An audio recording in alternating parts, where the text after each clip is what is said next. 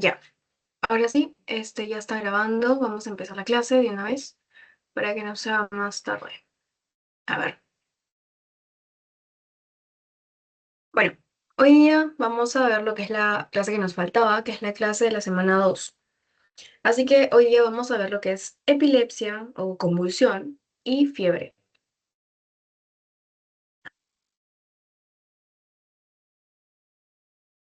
Ya está.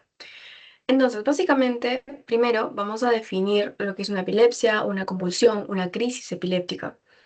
Iniciamos con lo que es una crisis epiléptica. Una crisis va a ser un evento transitorio.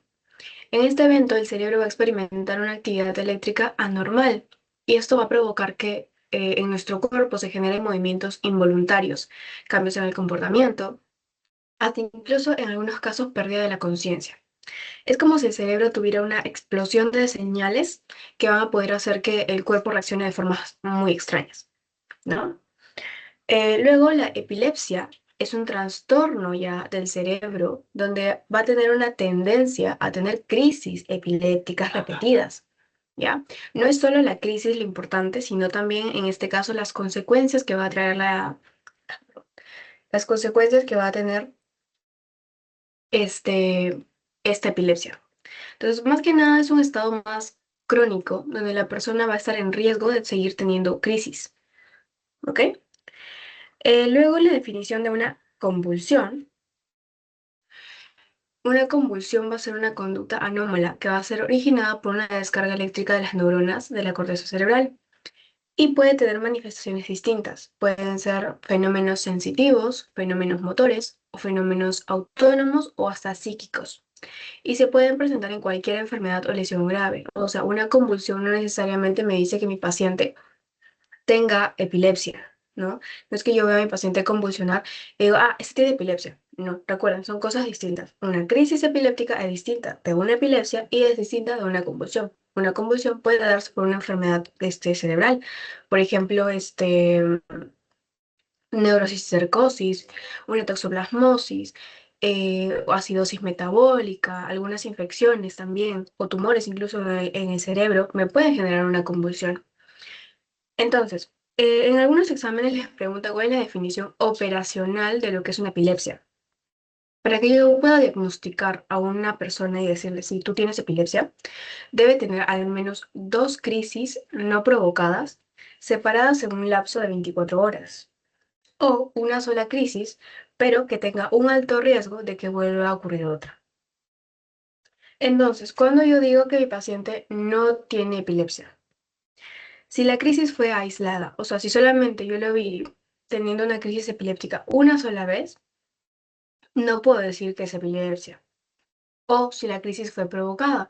En este caso sería una epilepsia provocada, secundaria o una convulsión secundaria a un trastorno. Por ejemplo, se le bajó el azúcar, una hipoglicemia o alguna infección cerebral también, ¿no? En este caso no se le llamaría epilepsia. Y ahora vamos a ver las zonas del cerebro que se activan, se prenden al momento de la epilepsia. Eh, entonces, tenemos la zona epileptógena. Este va a ser el área del cerebro que va a estar involucrada en la generación. Entonces vamos a poner acá, esta genera las crisis. Genera las crisis. Si esta zona la eliminamos de forma quirúrgica, el paciente podría dejar de tener crisis. Esto no es, pues, el primer tratamiento, ¿no? Lo normal es que a un paciente con epilepsia se le dé medicamentos para poder tratar esta epilepsia, carbamazepinas, etcétera, etcétera. Este, Sin embargo, hay casos en los que esta epilepsia es refractaria, es resistente y no cede con ningún medicamento. Es más, ya impide la vida del paciente. Entonces, en este caso se evalúa si el paciente puede ser candidato para eliminar esta zona epileptógena del cerebro y en muchos casos hay de éxito donde el paciente deja de tener crisis totalmente. Entonces, otra zona de ahí es la zona irritativa. Está acá. La zona irritativa es la área que va a tener las descargas eléctricas anormales. Acá se van a ver las descargas eléctricas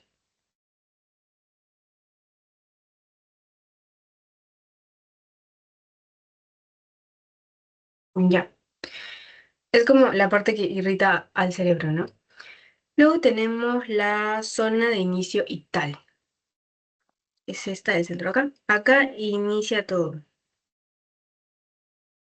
Así como dice inicio, es la zona donde comienza. O sea, es como que de ahí es el inicio de toda la crisis epiléptica que se va a, a extender a todo el cerebro. Luego está la zona sintomatogénica. Esta de acá es la parte que causa los síntomas.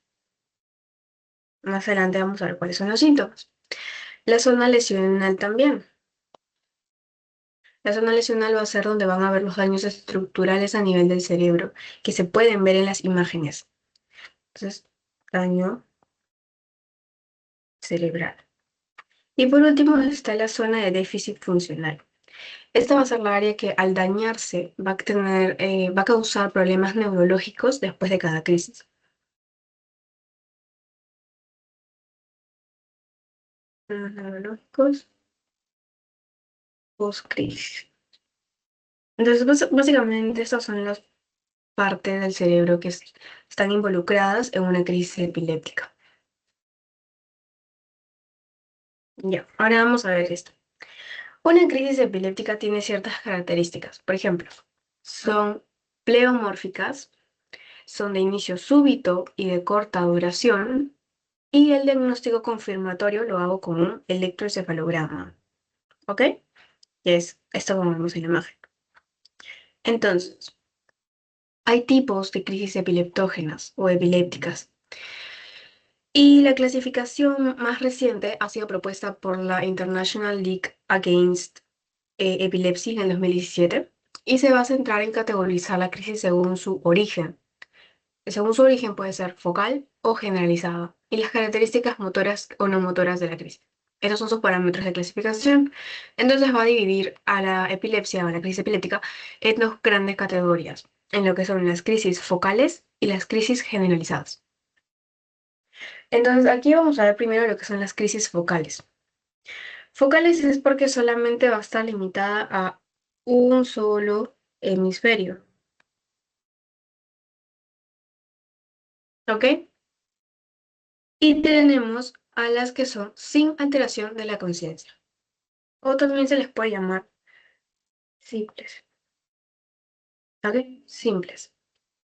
En este caso, pues obviamente, si no hay alteración de la conciencia, la persona permanece consciente, pero puede experimentar sensaciones un poco extrañas, movimientos involuntarios en alguna parte del cuerpo, recuerden, porque son focales. O alteraciones sensoriales incluso, o sea, el paciente puede tener alteraciones del olfato, alteraciones en la visión. Y dos grandes ejemplos de esta crisis focal simple o sin alteración de conciencia es la epilepsia del lóbulo frontal focal. Ya, acá. Entonces, el origen de esta epilepsia es en la corteza motora primaria o en las áreas premotoras. ¿Ok?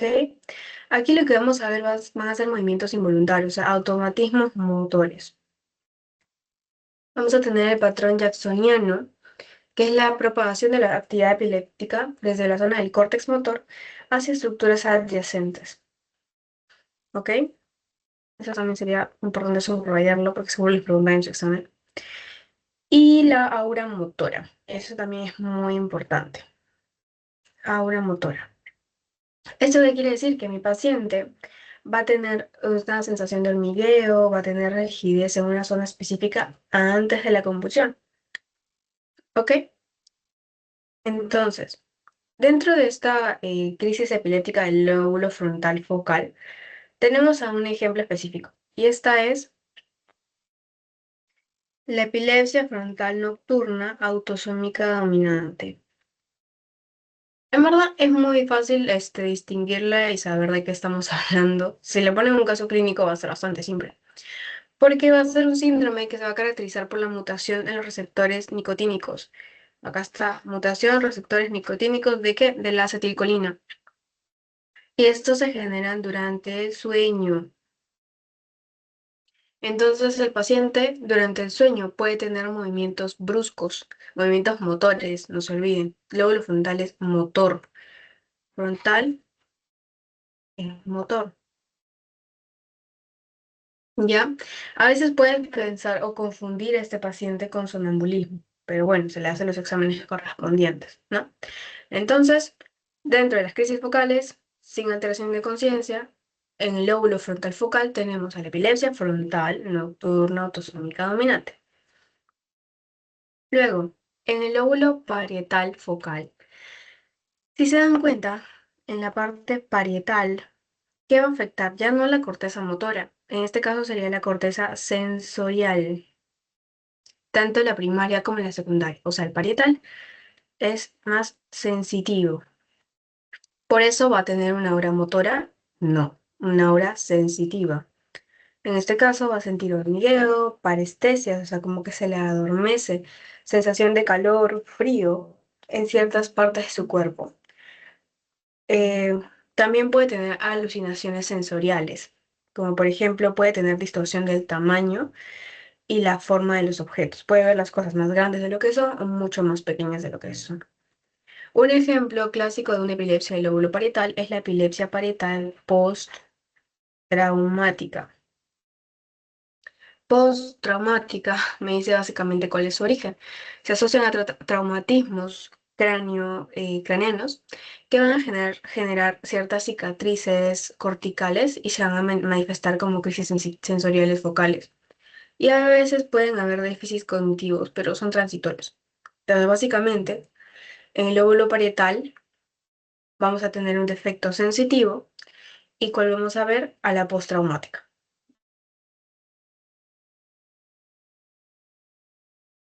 Ya.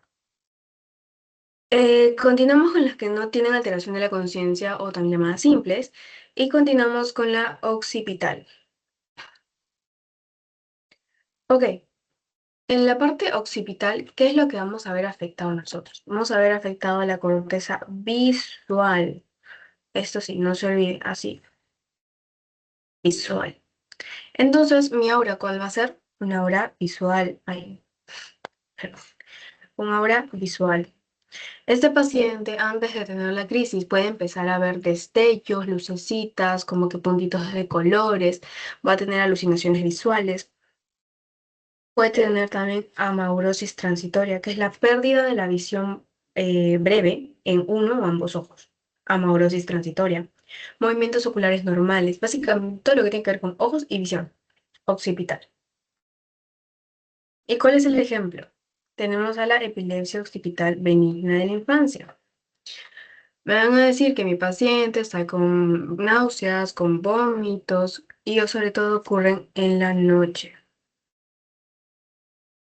Por eso les coloqué estas imágenes, es como que bien claro, occipital benigna en la infancia, vemos un chiquito vomitando y los puse así medio oscuro como para que de noche. Entonces, náuseas, vómitos que ocurren durante la noche y normalmente en la adolescencia ya se cura, ya no suelen tener otra vez estas crisis epilépticas. De ahí tenemos a otra. Porque dentro del occipital tenemos dos características. Una que es de la infancia, que es la que acabamos de ver, la occipital benigna, y la otra es la occipital idiopática del adulto. Esta va a ser una crisis que se le va a dar a las personas ya adultas, pero por exposición a luces parpadeantes o intermitentes. Pues lo que es esa imagen, ¿no? Luces parpadeantes o intermitentes. No sé, por ejemplo, estamos viendo algo en la televisión, algo así con muchos colores, no se me ocurre que algo de Dragon Ball, quizás, y nos podría causar una crisis epiléptica, ¿no? Por tantas luces y colores que vemos. Crisis occipital idiopática del adulto. Entonces, todas esas dos son parte del lóbulo occipital, porque afectan lo que es la visión. Luego, en el lóbulo temporal, afecta la corteza temporal, pero más que nada se refiere a la zona psíquica y también auditiva. Entonces, temporal tiene que referirse a psíquica y a la audición. Eso no se olvida. ¿Qué es lo que vemos en una hora psíquica? El paciente antes de tener la crisis puede sentir como que un déjà vu, ya viví esto, un jamais vu, que es como que siente que ya vivió lo que va a pasar, no lo que ya pasó. O experiencias emocionales. También puede tener alteraciones auditivas, como puede escuchar zumbidos. Y acá el ejemplo que tenemos es la epilepsia del lóbulo temporal mesial con esclerosis hipocampal, un nombrezazo, ¿ya? Básicamente, ¿esto qué cosa es? Vamos a ver pérdida neuronal por la esclerosis. Pérdida neuronal del hipocampo. ¿Ok? Y esto puede evolucionar a generarnos una crisis con alteración de la conciencia. Lo más importante de esta es que es la más refractaria de todas las que hemos visto y puede evolucionar a alterar la conciencia. Esas son las dos características como más llamativas de esto. Puede alterar la conciencia y refractaria. Ya. Entonces, ahora pasamos a las que sí tienen alteración de la conciencia. A estas las llamamos también complejas. ¿Ok? Entonces, aquí la persona va a perder temporalmente la conciencia o va a tener alteraciones de la percepción de sí misma o del entorno. Pueden ir acompañadas de automatismos, como por ejemplo el paciente puede masticar, puede deglutir, golpearse o hacer ciertos gestos durante las crisis. Y lo más característico es que estos tipos de crisis suelen iniciar en el lóbulo temporal.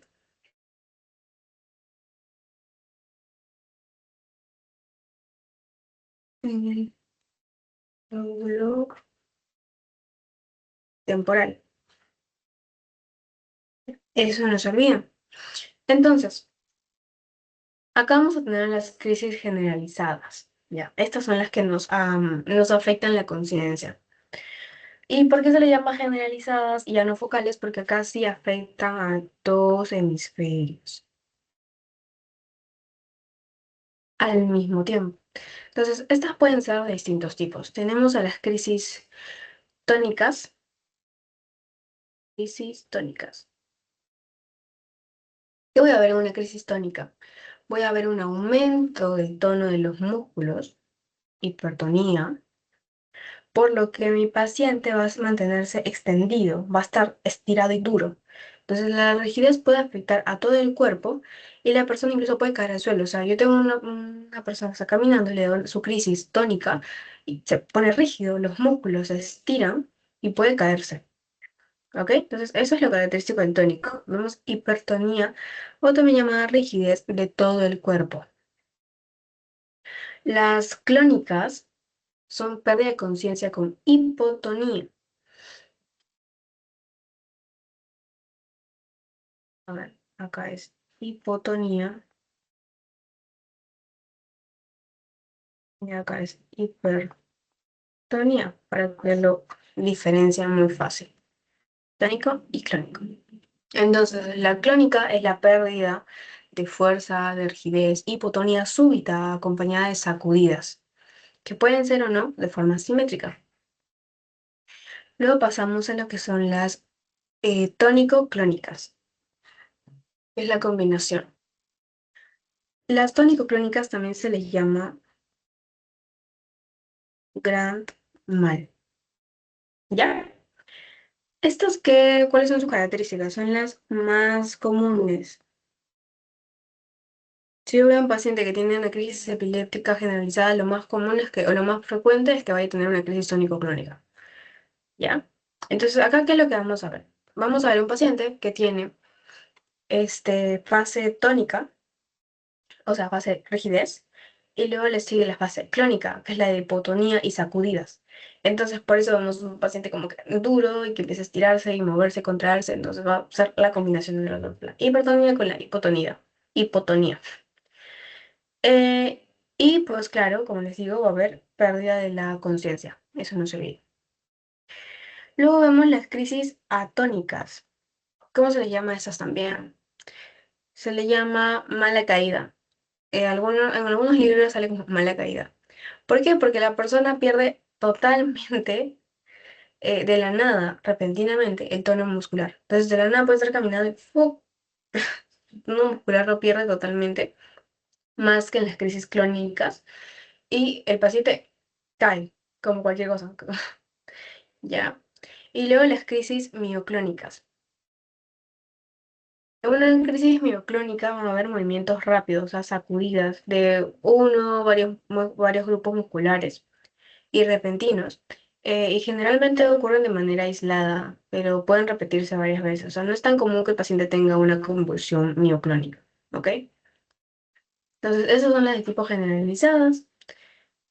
Y más adelante veremos lo de la crisis de ausencia, que también está aquí, ¿no? Dentro de las alteraciones de conciencia y complejas, pero más adelante lo vamos a ver un poco más a profundidad. Entonces, ¿cuáles son las etapas de una convulsión?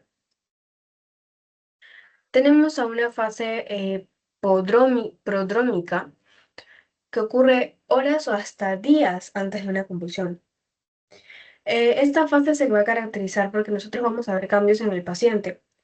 Por ejemplo, tu familiar, ¿no? Se lo vamos a notar como un poco más irritable, un poco ansioso, su comportamiento empieza a cambiar un poco.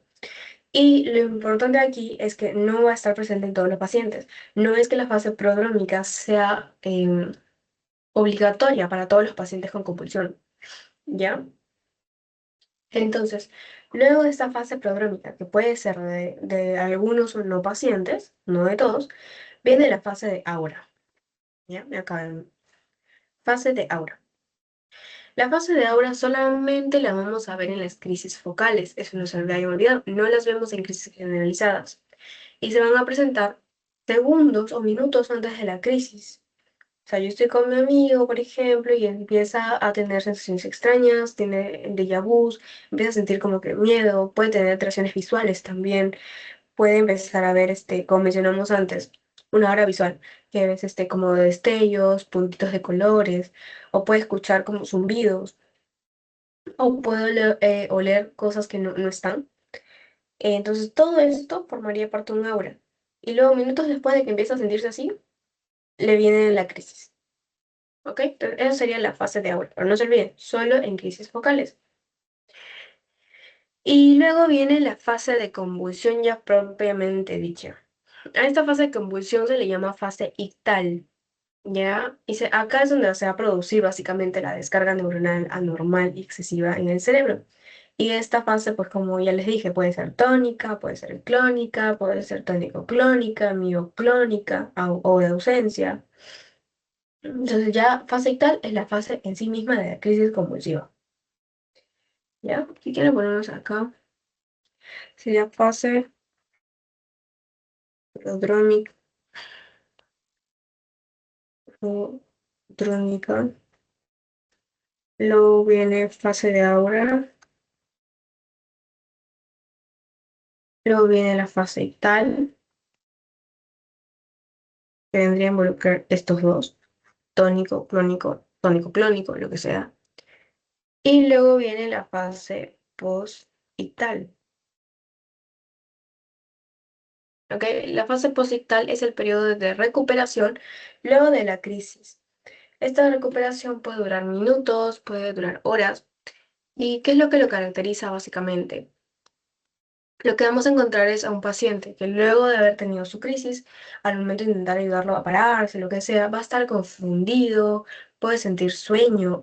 Hay algunos que creo que es bastante común que tengan bastante dolor de cabeza, no se acuerdan de lo que pasó, pueden tener debilidad muscular. Entonces, todas esas cosas es en la fase posital. Acá como vemos, puede estar exhausto, con sueño, debilidad, ¿no? Entonces, básicamente todo esto sería las etapas de la convulsión, ¿ok? Luego les mencionan también en la clase un poco de algunas otras crisis, que yo las puse como que un poco más separadas. La crisis de ausencia, a esta, ¿se acuerdan que las tónico-clónicas se le llama gran mal? A esta se le llama petit mal. Petit mal, ya.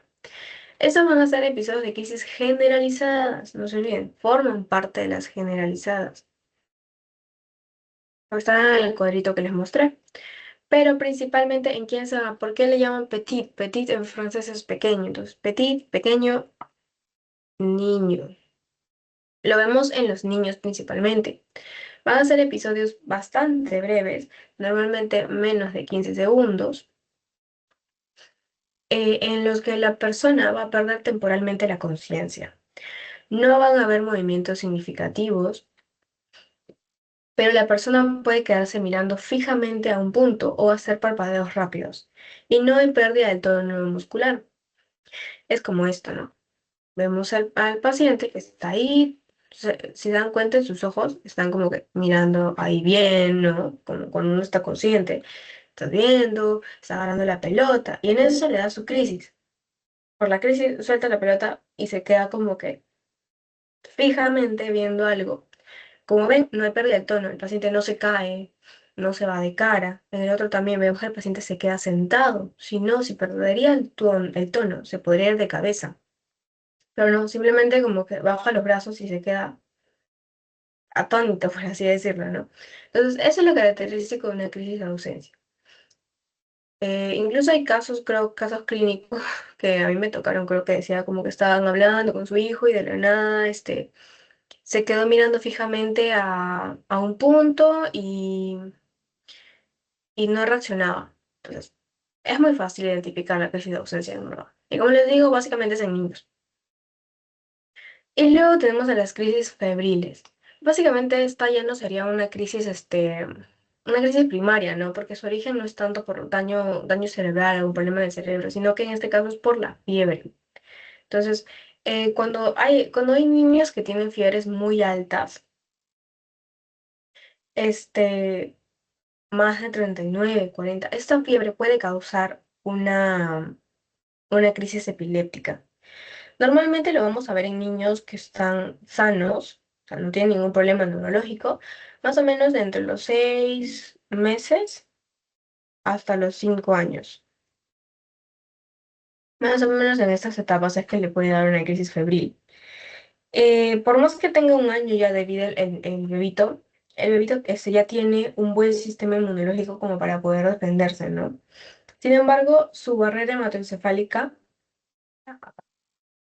en la cabeza. Su barrera hematoencefálica todavía no está completamente buena, suficiente como para combatir las infecciones, entonces por eso puede llegar a tener crisis febriles y una crisis febril le puede dar una convulsión. Ahora pasamos con la fisiopatología de las convulsiones. A ver, entonces, como ya les dije, las crisis convulsivas básicamente van a ser el resultado de una descarga neuronal anormal, que puede ser excesiva no, y también, y hipersincrónica. Entonces, esta actividad, ¿por qué se va a generar?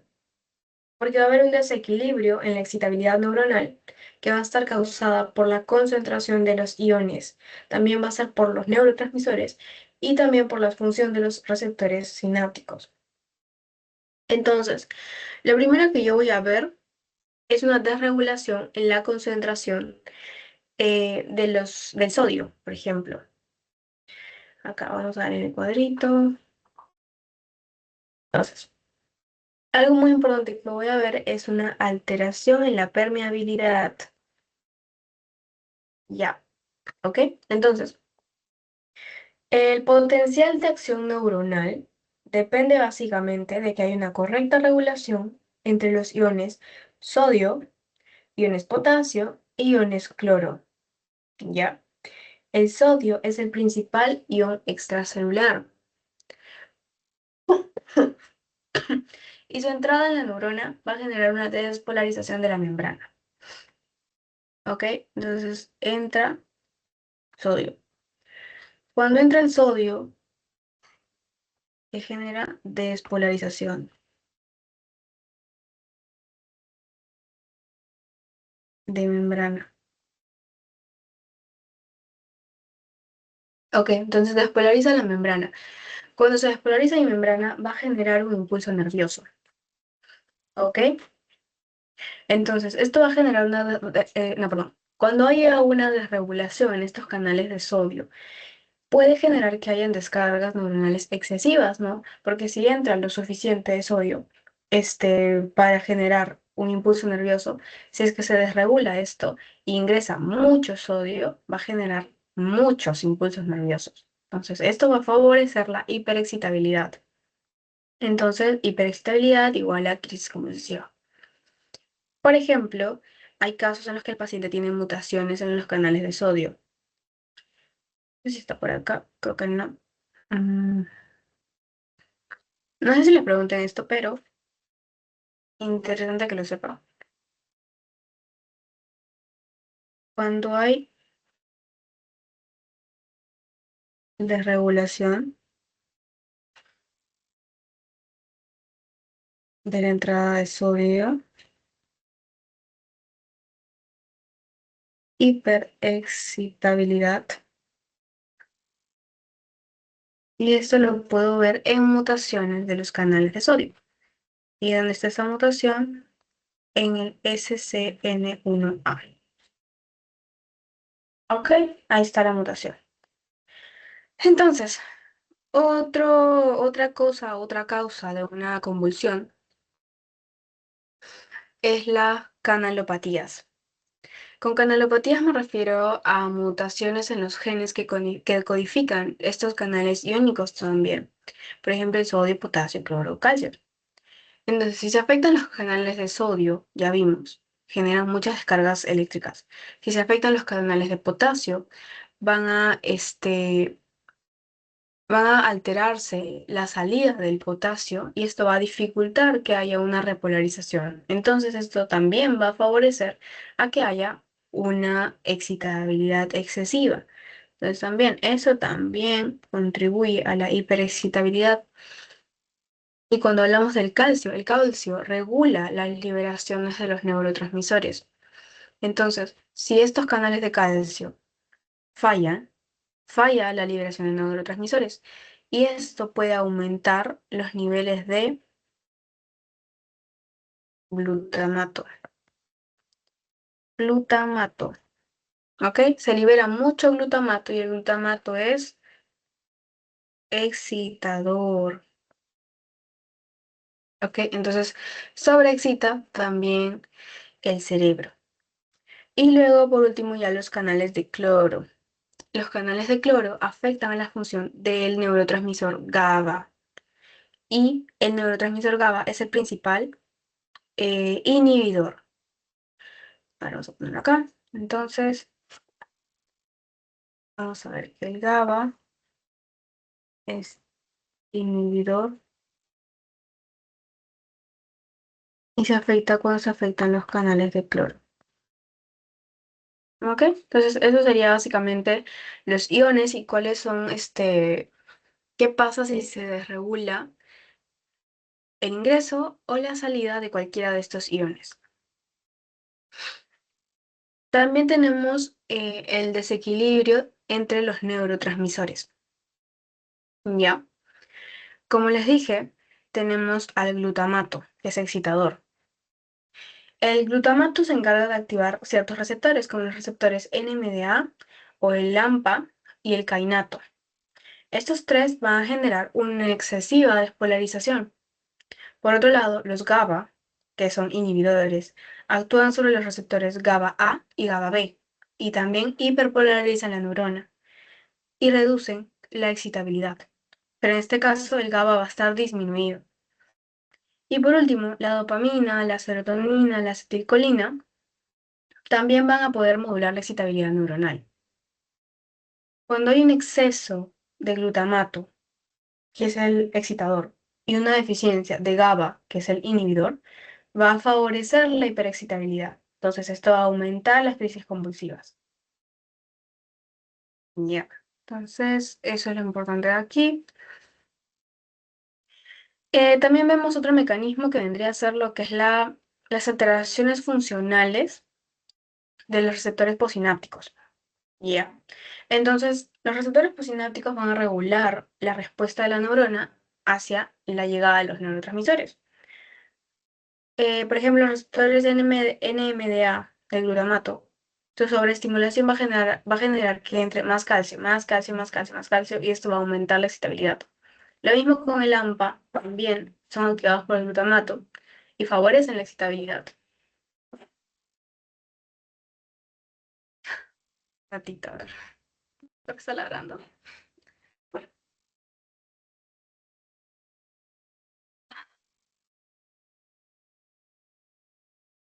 Ya, ok. Entonces, pasamos ya para terminar, con la fisiopatología de la fiebre.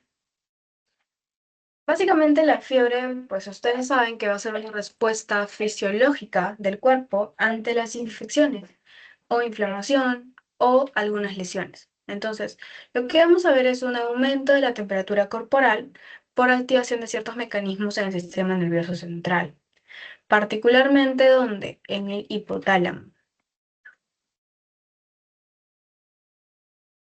Hipotálamo, ¿ok? Entonces, esta respuesta va a ser mediada por sustancias conocidas como pirógenos.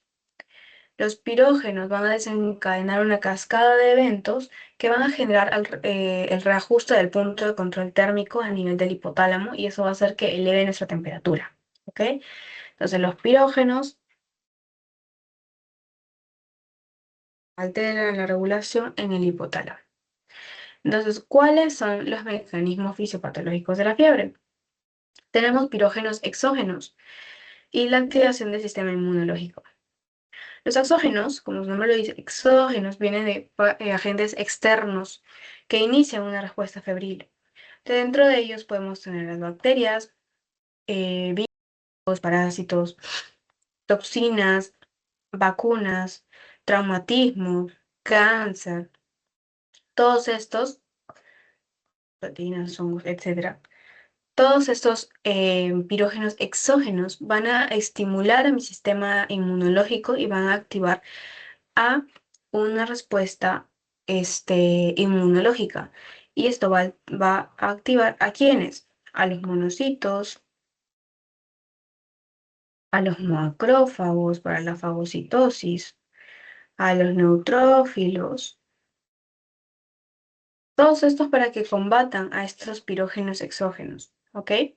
Entonces, estas células inmunitarias en respuesta van a liberar mediadores inflamatorios, van a activar una respuesta inflamatoria que va a inducir la producción de pirógenos endógenos, ¿ok? Entonces, vienen pirógenos exógenos, llaman a nuestras células inmunitarias, monocito, neutrófilo, macrófagos, etcétera. Estos activan una respuesta inflamatoria, lo que empieza a generar nuestro cuerpo pirógenos endógenos. ¿Ok? Entonces, ¿cuáles son los pirógenos endógenos? Estos son las citoquinas proinflamatorias. Van a ser producidas por el sistema inmune en respuesta a la estimulación de pirógenos exógenos, ¿verdad? ¿Y cuáles son las principales citoquinas proinflamatorias? Tenemos a la interleuquina 1, la interleuquina 6, factor de la necrosis tumoral alfa, muy importante, el interferón alfa. Esos son los más conocidos, ¿ya? Pero no tanto. Entonces, estos son citoquinas proinflamatorias. Entonces, estos pirógenos van a actuar sobre las células epiteliales del órgano, se le llama órgano vasculosum de la lámina terminalis. ¿Ok? Entonces, esto de acá, ¿dónde van a actuar? En las células epiteliales del órgano vasculoso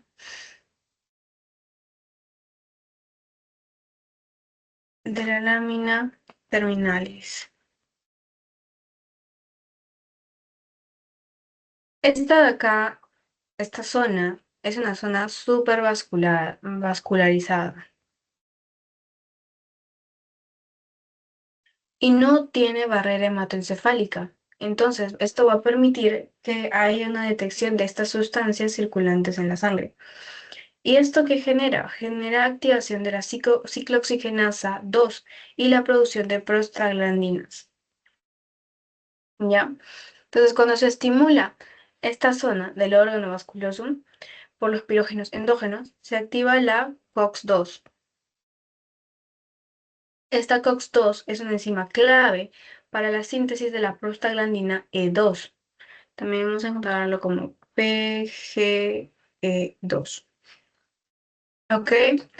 ¿Y qué cosa es la prostaglandina E2? Es un mediador, es el mediador principal al momento de regular la fiebre. ¿Por qué? Porque la difunde hacia el hipotálamo, específicamente la lleva hacia el núcleo del hipotálamo anterior y al tercer ventrículo. Y también porque activa las células gliales hipotalámicas que incrementan los niveles de AMP cíclico. Entonces todo esto genera un reajuste en el termostato, por así llamarlo, del hipotálamo. Y esto va a generar lo que es la fiebre. ¿Ya? Entonces, el aumento de AMP cíclico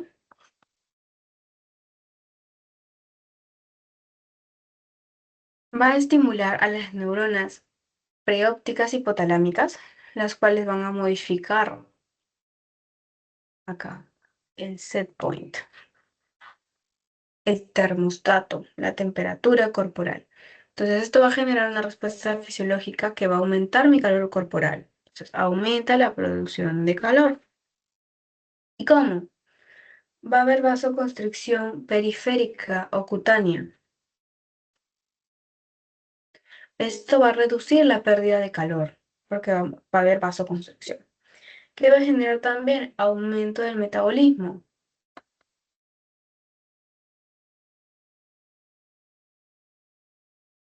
Aumento del metabolismo. Esto va a generar más calor interno y también va a generar lo que son los escalofríos. Los escalofríos van a ser como mecanismos compensatorios para generar calor y van a ser contracciones musculares. Entonces, como resultado, la temperatura corporal se va a elevar y se va a manifestar clínicamente como fiebre. Acá en esta imagen también podemos ver lo mismo, pero como que más gráfico. Vemos acá los pirógenos exógenos. Estos generan pirógenos endógenos, generan citoquinas proinflamatorias, van al hipotálamo, se unen a sus receptores y generan disminución de la pérdida por vasoconstricción y aumento de la producción, escalofríos, etcétera. Entonces, todos estos factores me da fiebre. Entonces, no se olviden, básicamente la fiebre es una respuesta adaptativa del organismo ante agentes infecciosos o agentes inflamatorios. Y su fisiopatología involucra la activación del sistema inmunológico, la producción de pirógenos endógenos, la síntesis de prostaglandinas, la prostaglandina E2, y la alteración en el punto de control térmico en el hipotálamo, que está en el hipotálamo anterior. No se olviden, vamos a subrayarlo acá, hipotálamo anterior. ¿Ok? Entonces, esta cascada de eventos va a generar el aumento de temperatura corporal para poder limitar el crecimiento de microorganismos patógenos, ya que ciertas bacterias, virus, hongos no sobreviven a los cambios de temperatura que hay adentro del organismo. Y así puede haber una mejor respuesta inmune del huésped. Entonces, em, hay algunos ejemplos que les mencionaron en su clase que ponían cuáles eran los casos o causas de crisis según la edad. Por ejemplo, tenemos que de 0 a 2 años, ¿qué puedo tener yo para que me dé fiebre? Fiebres altas, hipoxia o crisis metabólicas. Luego, de 2 a 12 años, mencionaba que era idiopáticas, no había una razón. Hasta los 18 años, también idiopáticas. Hay hasta personas mayores, ya más que nada, si uno ve fiebre, hay que pensar en más que nada tumores, cáncer, incluso más de 55 también, neoplasias. Estos ya vendrían a ser los más comunes cuando son ya pacientes ancianos. A ver, ya, entonces eso sería la última diapositiva. Y antes de pasar las preguntas, un ratito voy a conectar mi laptop porque está con poca batería.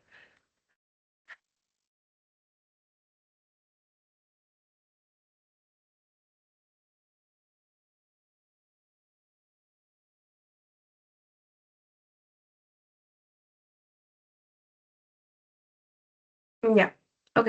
Entonces, ahora pasamos a las preguntas. Ya, ahí sí se ve.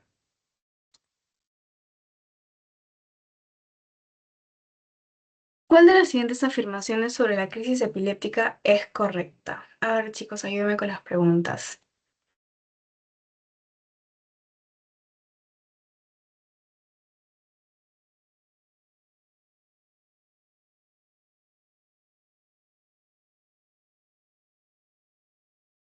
Yo les dije unas características que tenían las crisis epilépticas.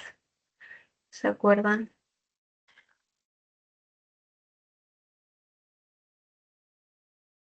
A ver, vamos haciendo de descarte entonces. A ver, la La primera C, dice, son... Ah, ya. Gracias. Sí, muy bien, son pleomórficas, ay, perdón, súbitas y de corta duración. Obviamente la primera que dice inicio progresivo, totalmente falso, ¿verdad? Una crisis epiléptica no va aumentando en intensidad ni nada, es algo súbito. Y larga duración tampoco. Es más, si está de larga duración, preocúpense porque hay daño cerebral muy importante. Eso lo van a ver en neuro más adelante. Su diagnóstico confirmatorio se basa únicamente en la observación clínica. No. ¿Se acuerdan con qué examen yo hacía el diagnóstico confirmatorio? Un examen donde le ponías chuponcitos acá, en la cabeza.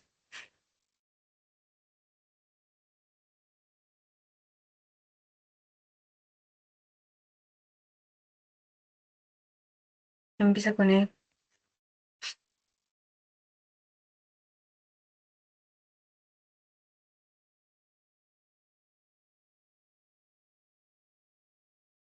Nada, no le suena. Ya, a ver. El diagnóstico confirmatorio se le hace con el electroencefalograma. Aquí tú vas a ponerle como chuponcitos en la cabeza del paciente y vas a ver su actividad neuronal. Entonces ya con eso, cuando tú ya ves hiperexcitabilidad y todos esos criterios, ya tú vas a decir, sí, ok, el paciente tiene diagnóstico confirmado de que tiene epilepsia. Y por último, solo se puede diagnosticar si hay pérdida de conciencia, falsazo. Pueden haber crisis sin pérdida de conciencia, que son las simples. Luego, ¿cómo se clasifican las crisis epilépticas según, bueno, lo que les mencioné, ¿no? Del 2017?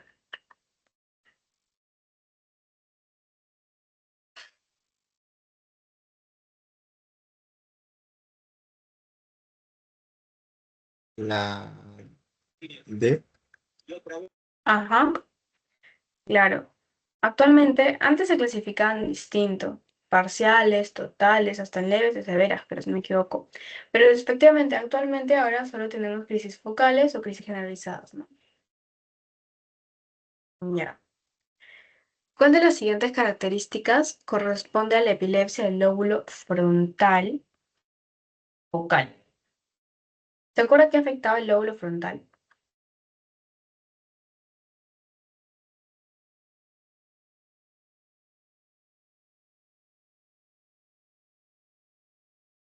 No. Ustedes llevaron anatomía.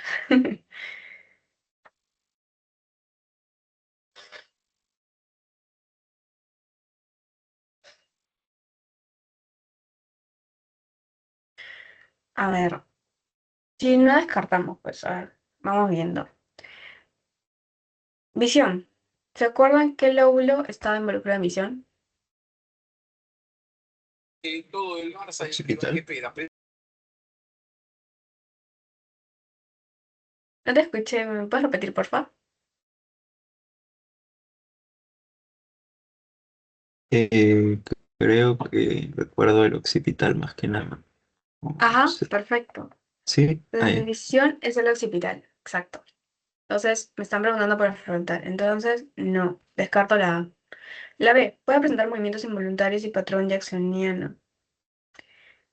Sí, pero ya, el otro, vamos a seguir descartando. Déjà vu, o sea, alteraciones psíquicas y auditivas. ¿Se acuerdan que les mencioné que sentía zumbidos y así? Y ocurre exclusivamente durante el sueño. No, no necesariamente. Ya. Entonces, descartando básicamente, porque ¿dónde veíamos el zumbido de vu? Para que recuerden. Ya está. En la temporal. ¿Ok? Entonces, para que no se olviden. Esto es de la temporal. Entonces también se ha descartado. Efectivamente, chicos, frontal es motor. No se olviden jamás. Frontal afecta motor. Ahora, motora. Movimientos, bueno, movimientos son motores, ¿no? Involuntarios. El patrón jacksoniano, que era que venía como que de la zona de la crisis, se expandía a todo el cerebro. Entonces, aquí es la B. Luego las dos últimas. ¿Qué síntomas pueden presentarse en la epilepsia del lóbulo occipital frontal? Focal. Ya, es fácil. Ya sabemos qué afecta el occipital.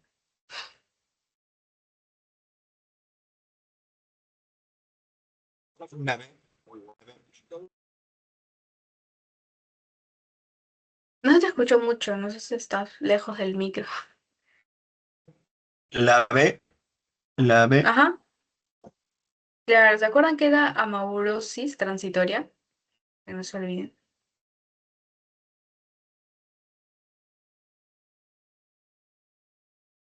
¿Se acuerdan que era? No. Ya, la amaurosis era la pérdida de la visión transitoria de uno o ambos ojos.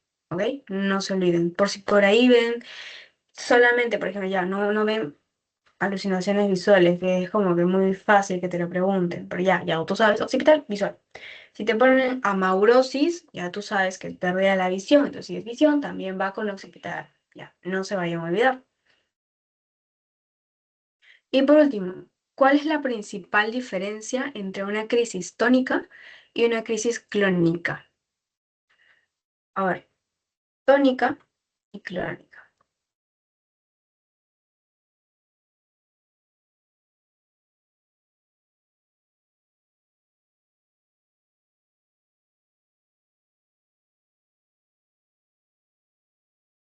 Empezamos descartando la última, de que son términos sinónimos. Falsazo, son diferentes. Ya. A ver, ¿qué más?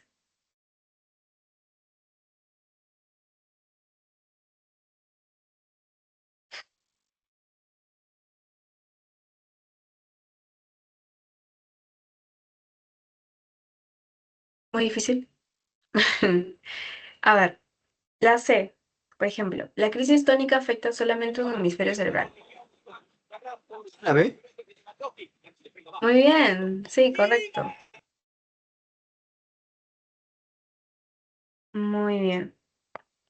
Recuerden, las crisis tónicas, las clónicas, la de ausencia, las mioclónicas, las tonicoclónicas, todas esas son generalizadas. Entonces, afectan solo ay, caracho.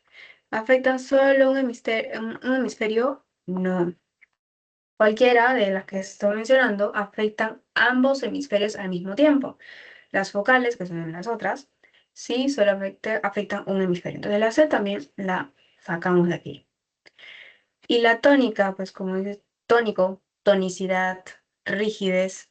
Entonces la tónica causa rigidez muscular y la clónica era la que veíamos el paciente teniendo sacudidas ahí, movimientos. Eh, ok, y eso sería básicamente entonces. ¿Les ha quedado alguna duda? Algo, chicos. Yo sé que ya vieron el tema, ¿no? Sería como un recordando. ¿Alguna duda? Pues está fácil.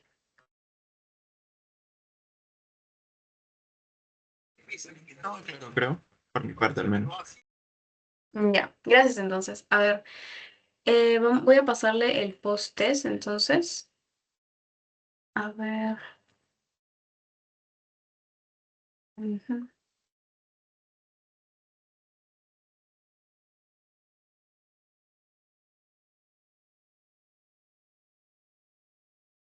Ya está. Entonces acá está la bibliografía. Ya, y eso sería todo, pues chicos. Ya tuvimos la clase al fin, la de la semana 2 que tanto les debía. Y ya, pues chicos, eso sería todo. Llenen el post-test, no se olviden. Lo voy a dejar abierto unos 15 minutos más o menos. Y el pretest también no se olviden para poder contar su asistencia. Ya, entonces, gracias chicos, ya nos vemos otro día. Gracias.